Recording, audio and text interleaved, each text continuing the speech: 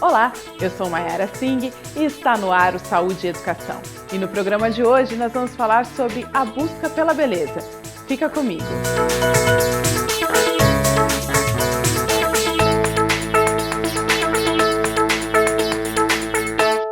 Para continuar o tema, já que rendeu muito, o Saúde e Educação de hoje vai falar sobre a busca pela beleza.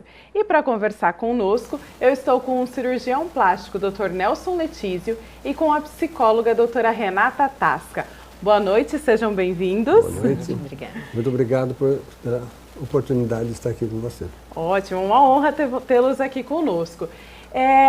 Doutora, já vou começar te mandando uma pergunta que rendeu muito assunto no programa passado e que os telespectadores estão com dúvidas.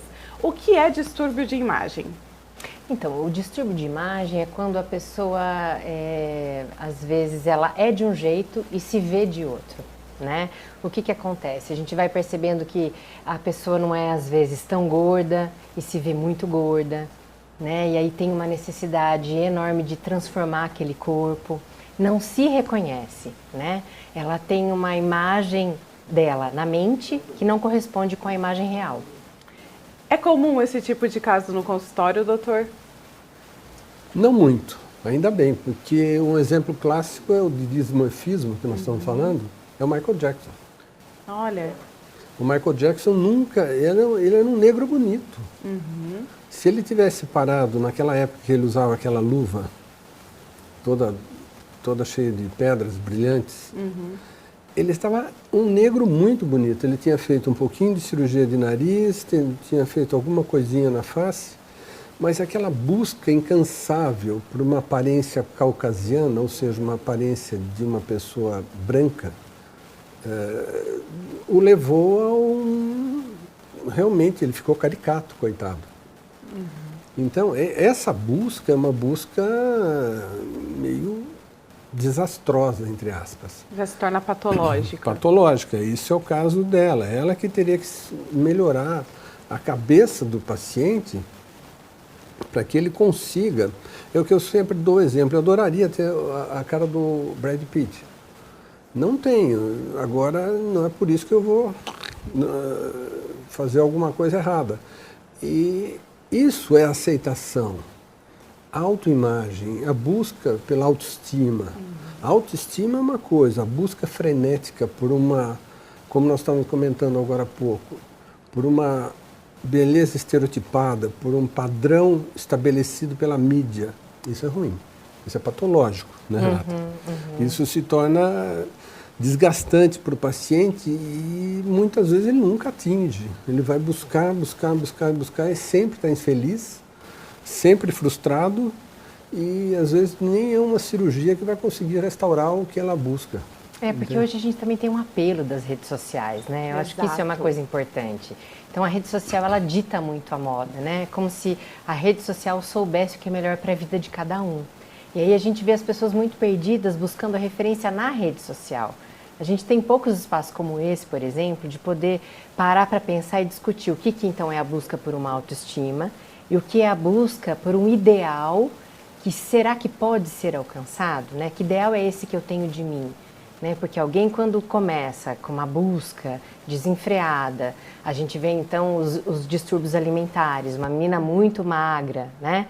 Que já tem ali uma dificuldade com a comida e nunca tá bom. Então a gente vai vendo que aquilo não se basta, né? Mas então tem a influencer que só trabalha com isso, é uma pessoa que trabalha com o corpo. Então quem não trabalha com o corpo e não só se dedica a isso, pode ser que tenha um outro tipo de corpo, não quer dizer que aquele corpo está ruim, né? Mas o corpo hoje é um lugar onde a gente descarrega todo o conflito, né? Emocional, e isso é pouco falado, buscado, né? Enfim, acho que pouco discutido. Discutido. Né? Até porque a busca começa na mente, né? Você se entender quem você é, aceitar o que você tem, né, doutor? A gente pode melhorar alguns aspectos que nós temos no corpo, existem vários recursos para isso. Eu queria que o senhor falasse da importância da busca por um profissional capacitado, de um profissional que possa fazer isso. Isso é muito pertinente o que você está falando. Sabe que atualmente, como a Renata falou, essa busca na rede social por um padrão estereotipado, é ruim. E busca-se de todas as formas. Busca-se profissionais não muito adequados, não muito treinados para fazer aquele tipo de procedimento. Às vezes até a indicação do procedimento está errada. Entende? E o profissional não está adequado para fazer aquele tipo de procedimento. Então, é uma já começa, entre aspas, começa torto, né? Uhum. Então, a indicação está errada, o profissional está inadequado. É uma complicação e nós estamos vendo hoje nas redes sociais pessoas deformadas, pessoas que estão com um aspecto caricato estranhos. Também já, né? Exatamente. Vamos falar, por exemplo, vamos preencher a região malar, porque a região malar preenchida disfarça o sulco nasogeniano, o bigodinho chinês. Nunca. Não vai dar certo. Fica aí uma dica aí, não vai dar de certo. casa. Começa a ficar muito preenchido aqui, começa a alterar a fisionomia, fica com aspecto grosseiro da face e não vai resolver o outro problema. Aí fica com aquele sorriso que então, nada tira. Exatamente. Lábios muito preenchidos, que não existem. Eu gostaria muito de ter o lábio da Angelina Jolie. Olha, ela é vamos dizer, um ícone de beleza. Uhum. Nem todo mundo tem aquele biotipo que dê certo com aquilo. Então não adianta. Eu sempre dou um exemplo que meu chefe, quando eu era assistente do Dr. Raul em São Paulo, ele sempre falava, chercher midi à 6 heures. Quer dizer, o francês falava isso. Procurar meio-dia às 6 da tarde, não vai encontrar nunca. Entende? É aquela busca incansável. Eu estive em Nova York no congresso ano passado e agora o Dr. Baker, Daniel Baker, ele faz junto com o Dr. Em Nova York, ele faz o Cutting Edge, que é é o ícone mundial de cirurgia de face em Nova York. São 3 dias de curso, caríssimo, muito legal. Ele falou, olha, teve uma sessão de preenchimento no congresso, tudo. Ele humildemente, ele tem uns 70 e poucos anos. Humildemente ele falou, eu ainda lembro até direitinho, ele pôs a mão no blazer dele. Os meus pacientes, quando me procuram, essa mesa foi excelente de preenchimentos, de outras coisas. Muitas vezes eu prefiro fazer um lifting do que fazer um preenchimento errado. E mudar a fisionomia do paciente. Se eu faço uma elevação de sobrancelha, tiro o bolso palpebral, faço uma pequena tração quando a pessoa tem necessidade disso, necessidade em termos, né? Que ela quer se sentir melhor, eu prefiro fazer um lifting que eu não altero a fisionomia do paciente. Conclusão, neste Cutting Edge desse ano, eu já vi a programação, ele vai dar uma aula sobre isso. Por que o overfilling, ou seja, o excesso de preenchimento, o excesso de alteração por preenchimentos, por botox, por uma série de coisas, é um mau resultado em relação a uma cirurgia de face. Olha. Ele vai dar uma aula sobre isso. Olha, que bacana. Agora nós vamos chamar o pessoal da rua, que eles têm perguntas pra gente. Vamos lá? Pode rodar. Eu queria saber qual a idade mínima para fazer cirurgia plástica. Olha só, boa pergunta. Existe, doutor, uma idade mínima para se fazer um procedimento? É Tiago o nome dele, né? Isso. Tiago, é o seguinte, é uma pergunta extremamente ampla, porque depende do tipo de cirurgia, depende do que a pessoa está procurando. A gente fazia orelha em abano em criança a partir de 6 anos, hoje em dia a gente faz a partir de 5 por causa das escolinhas. Questão porque a criança, até do bullying. Exatamente, pelo bullying. A criança com orelha em abano inicialmente incomoda os pais, depois começa a incomodar a própria criança e hoje em dia nas escolinhas já começa. Você vai fazer... Eu já fiz cirurgia de mama com 13 anos de idade. A menina usava sutiã 46. Lembrando que isso tem a ver com a indicação cirúrgica, não é Sem mesmo, dúvida, doutor? sem Existe dúvida. uma necessidade. Lembrar que qualquer procedimento invasivo, seja ele por beleza ou não, ele necessita de uma indicação, não é? É o que nós falamos agora há pouco. Tudo depende da indicação e se o profissional é adequado para fazer aquele procedimento. E Renata, me fala uma coisa. A gente às vezes coloca coisas na nossa cabeça que é muito difícil de lidarmos, mas as pessoas que estão em volta, elas conseguem perceber que aquela menina não é tão gorda quanto ela está dizendo que aquela pessoa não tem tanta bochecha quanto ela acha que tem, não é mesmo? Quem está em volta, quais são os sintomas que a gente percebe que merece uma atenção mais especial? Então, à medida que a pessoa começa a ficar com a vida diária dela comprometida, né? Então, por exemplo, não vai sair porque está muito incomodada e aí tem que ir o tempo inteiro ou está muito maquiada, ou tem gente que tem procedimento, por exemplo, para puxar um pouco o rosto ou para ficar mais magra e fica se amarrando em cinta e aquilo vira uma questão muito complicada, porque os amigos vão falar, porque não vai se sentir bem, porque o termômetro é como é que a pessoa está se sentindo em relação à cultura. A gente tem uma cultura hoje, né, que a gente está inserido e que fala muito a respeito da beleza, né, mas qual é o ponto? Né? Então eu acho que é poder conversar o que aquilo está significando naquele momento, porque às vezes é uma questão de autoestima, às vezes é uma questão de poder, é uma idealização, é uma questão social de estar inserida e muitas vezes já tem outras questões por trás, não é só uma questão do corpo. Né? A gente percebe que tem um distúrbio emocional aí e que fica exagerado, que a pessoa não consegue lidar, né? Que é muito complicado para alguém, não aceita alguém falar, fazer um comentário, falar, olha, mas será que não está exagerado? Será que isso não é uma coisa que você podia repensar? A pessoa fala, não, de jeito nenhum. E você vê que não é tanto assim. Então, à medida que puder ir conversando, né, e ponderar, eu acho que o bom senso é sempre importante. Né? Com certeza. Nós vamos continuar com isso e muito mais aqui no Saúde e Educação. Nós vamos para um breve intervalo e você fica com a gente.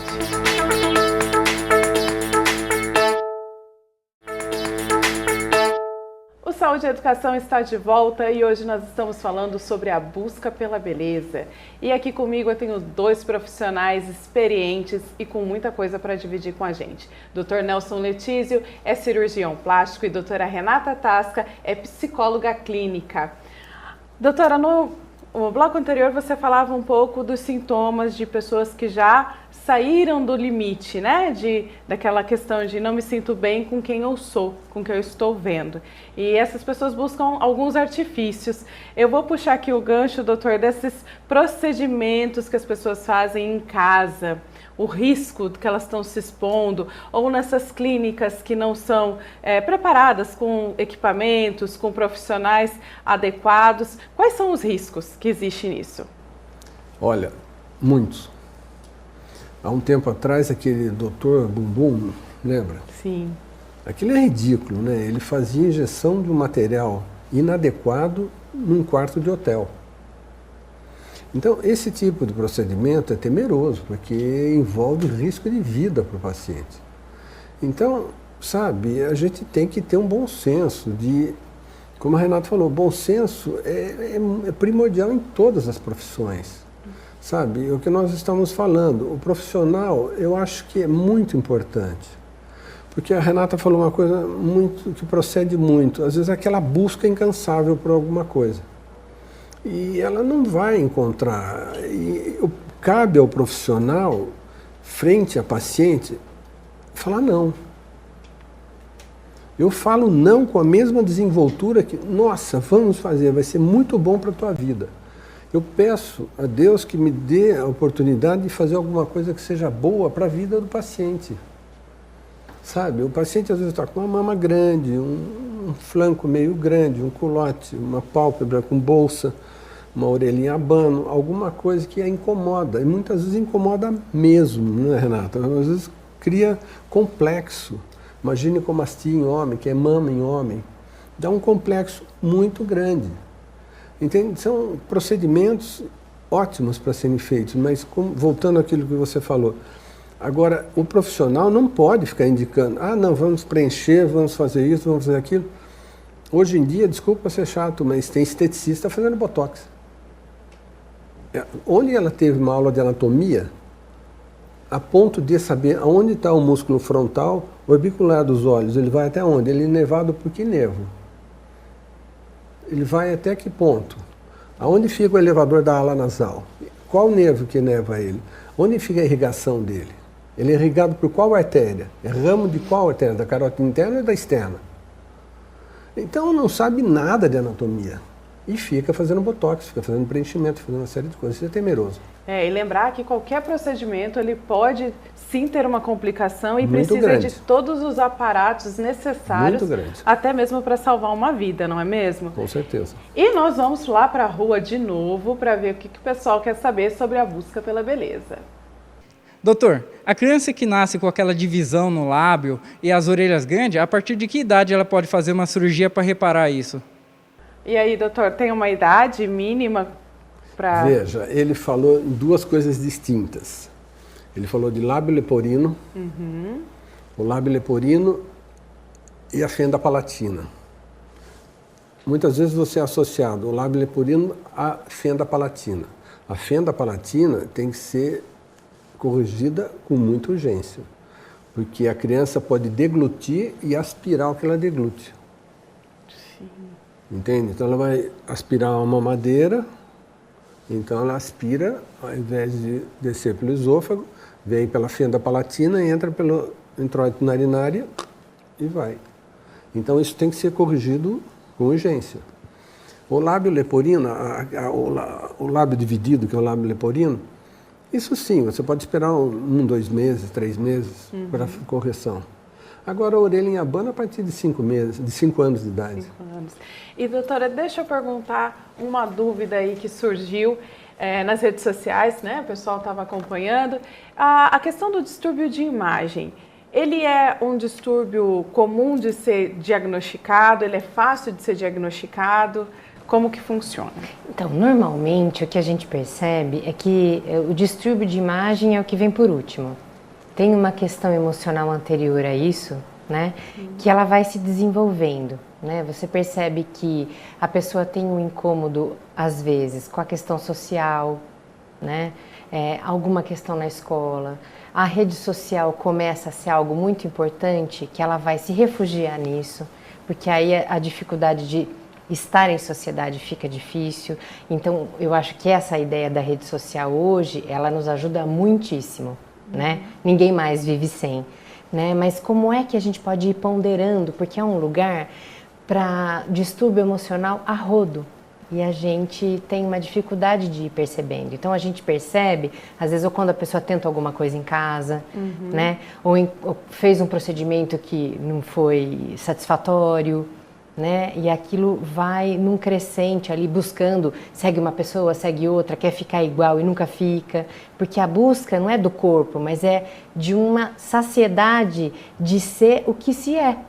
E a gente não sabe como é que é ser você mesmo, né? Então eu só vou estar bem, que nem a questão da orelha mesmo. Então tá, tem essa questão da orelha, arrumou, mas agora eu estou incomodado com aquilo, mas será que é só isso que você está buscando? Porque às vezes você faz a cirurgia plástica, né? Isso já aconteceu. Já tem de pessoas que já fizeram cirurgia e ficou bom, mas a pessoa não estava bem. E aí a gente vê o excesso, a reincidência. Mas o que você está buscando? Será que é uma coisa só externa? Isso é mais comum em que faixa etária? Na adolescência, principalmente. Na adolescência. Né? Mas eu acho que isso vai se arrastando hoje um pouco mais, porque a adolescência se estende muito, né?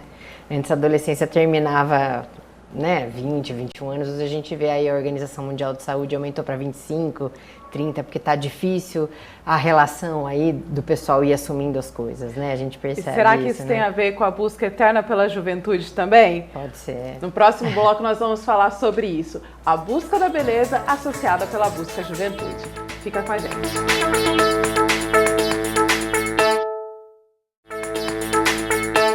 O Saúde e Educação está de volta e nós estamos falando hoje sobre a busca pela beleza. E como a gente tinha anunciado no bloco anterior, a busca da beleza está associada também à juventude eterna? Não é forever young. Sabe, não é a busca eterna pela beleza, pela juventude. É o que nós estamos falando, é autoestima. Eu acho que o mais importante de tudo é a autoestima. Tem pessoas com 70 anos de idade, são muito bonitas, estão bem, sabe? Então você tira um excesso de pele, tira uma bolsinha palpebral, tira alguma coisa, e ele está bem.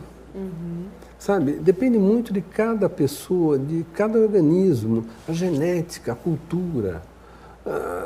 É muito o que a amplo. pessoa esteve exposta ao longo da vida, então, né? E é muito amplo de como a pessoa está inserida no contexto dela. A juventude está na mente? Então, ela está na mente, mas ela também tá na pele. Tá. A gente percebe, né? Tem uma escritora que é muito engraçada, ela chama Nora Ephron, né? E tem um livro que ela escreveu que fala: eu odeio o meu pescoço, né? Porque ela foi envelhecendo e ela foi sentindo que o pescoço dela foi ficando enrugado, ela ficou desesperada com aquilo, escreveu um livro, é muito divertido, inclusive, né?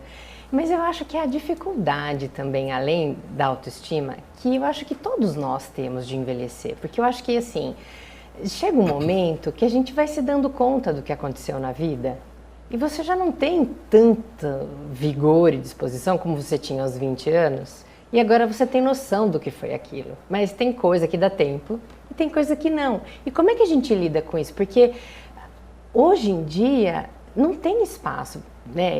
Eu percebo assim, para a gente envelhecer agora, então tem terceira idade, não sei o que, ainda mais Rio Claro, que é uma cidade que tem bastante idosos, né? Mas a gente percebe assim que isso não é falado também. E fica, eu acho que tem um pedaço que é autoestima e tem um pedaço que assim, como é que eu perceber que tem coisa que passou, que eu não posso fazer mais, que eu fazia lá, agora eu não faço, mas eu posso fazer outras coisas. Né? Então, assim, a gente vê criança com dificuldade, às vezes, de falar: eu não vou fazer isso porque minha mãe e meu pai trabalham muito, eu não quero ficar adulto. Aí você fala: bom, peraí, mas ficar adulto também é legal, porque aí você faz o que você quer, você escolhe trabalhar com aquilo que você gosta, né? Mas vai tendo um outro caminho que eu acho legal a gente poder refletir sobre isso. O que significa envelhecer? Porque não é fácil. Se a gente for pensando, né? Mas também tem uma beleza nisso, tem uma conquista, né? A gente vê hoje pessoas adolescentes, por exemplo, né? Que estão muito na rede social. Então você não tem uma dúvida, dá para o adolescente, ele resolve para você. Agora você vai trabalhar com aquela criança para conversar, para fazer, às vezes a gente vê isso nas empresas, né? O pessoal tem dificuldade de relacionamento, então ele sabe a parte técnica, mas não sabe lidar com o amigo que está ali trabalhando com ele. Então, né, é uma transformação que veio para ficar e a gente precisa olhar como é que é isso então, né? Enfim. Quem mais busca por procedimentos? Homens ou mulheres? 85% mulher. É a gente. Nós mulheres gostamos então de cuidar dessa aparência. Com certeza. A mulher é mais vaidosa e o homem é muito mais medroso. A mulher menstrua todo mês depois de uma certa idade. A mulher vai engravidar. Entrou, tem que sair. Ela vai ter que passar por um procedimento cirúrgico. Então, a mulher, ela é muito mais doutrinada desde pequena. Filha, você vai ver quando você ficar grávida, aí vai ser sentir dor. Verdade. Então, o homem não, o homem é linear. Ele só para quando está doente. Então, falar para um homem que ele fala: bom, eu vou fazer uma abdominoplastia, perdeu muito peso, ficou com aquele abdômen flácido, caído. Um mês sem dirigir, tá? Impossível. Mas, tirou poxa, toda a autonomia dele, né? Exatamente. Então é isso que acontece via de regra. Mas de uma maneira geral, as mulheres procuram mais. Mas é uma média essa, 85% de mulher e 15% de homem. Muito bem. Nós mulheres somos mais corajosas. Com certeza. Não, é o que eu falei, vocês são mais, foram treinadas, foram doutrinadas para suportar. Tanto é que vocês vivem, em média, 10 anos a mais. Olha só. Doutor, muito obrigada pela sua participação. Doutora, obrigada. Foi uma honra tê-los aqui conosco. E o Saúde e Educação de hoje, ele fica por aqui. Até a próxima quinta.